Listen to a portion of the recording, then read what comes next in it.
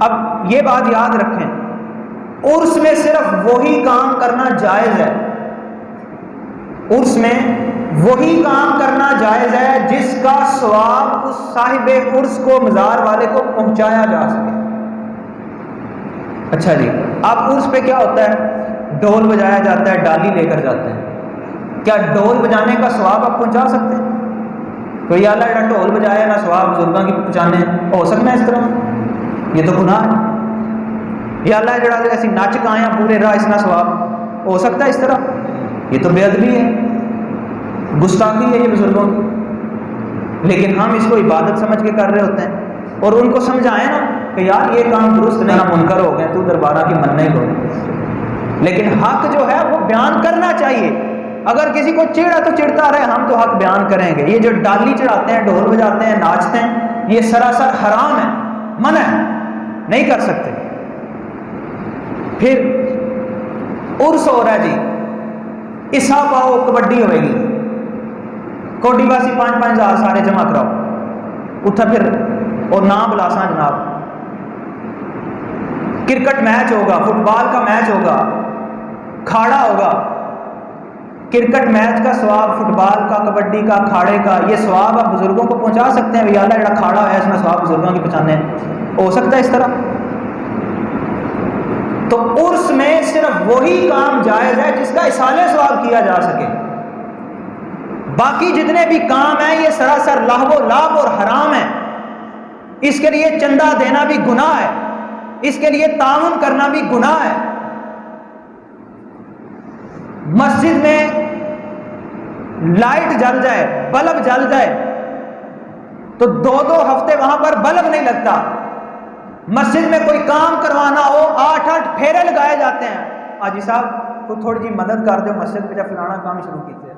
اچھا جب پتر نے پیسے نہیں آئے، بعد اب اسی آپ پہ رابطہ کر سا، تسی نہ ہونا بعد بھی دے سا پیسے، اسی آپ پہ آ کے دے جا سا، مہینے بعد آئیں گے 100 200 1000۔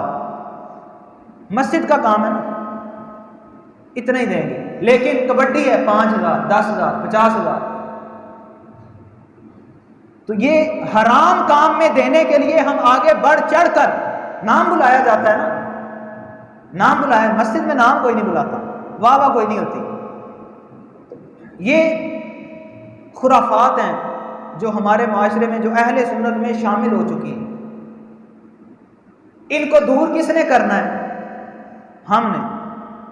کیسے دور کر سکتے ہیں؟ 3 طریقے ہیں۔ اگر تو ہاتھ سے روک سکتے ہیں تو ہاتھ سے روکیں۔ کسی کے پاس اتنی طاقت ہے، اس کی معاشرے میں اتنی جگہ ہے کہ وہ ہاتھ سے روک سکتا ہے تو روکے۔ اگر ہاتھ سے نہیں روک سکتا تو منہ سے بولے، برا بلا کہے، جس طرح میں کر رہا ہوں، برا بلا کہہ رہا ہوں نا، آپ بھی کریں۔ ہر جگہ بیٹھے بتائیں جی یہ کام جائز نہیں ہے۔ اگر یہ بھی نہیں تو کم از کم دل میں تو برا خیال کریں۔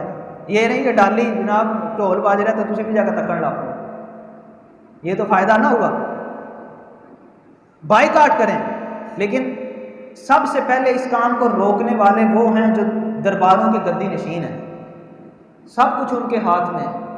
وہ چاہیں تو سارے ڈھول گاؤں سے باہر نکل سکتے ہیں کہ خبردار اساں نے بیٹا ڈھول لے کے کوئی نہ بڑھے، اساں نے گلی وچ ڈھول لے کے کوئی نہ آوے، اسی اپنے دربار تے ڈھول بجانے کی اجازت نہ دینے، ڈالی لے کے کوئی نہ آوے۔ ہاں اگر کسی کی زیادہ عقیدت ہے، آؤ سارے وضو کر کے قرآن پڑھو، اصالہ ثواب کرو، کوئی بھی نہیں آئے گا۔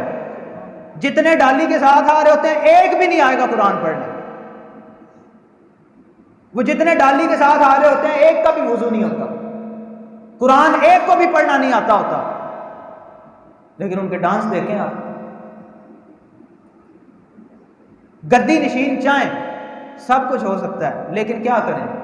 گدی نشین خود یہ کام کرتے ہیں، ان کو منافع اسی کام میں، پیسے اکٹھے اس طرح ہوتے ہیں۔ قرآن خوانی میں کون پیسے دے گا؟ وہ کھاڑے ہوں گے، کبڈیاں ہوں گی تو پیسے ملیں گے نا۔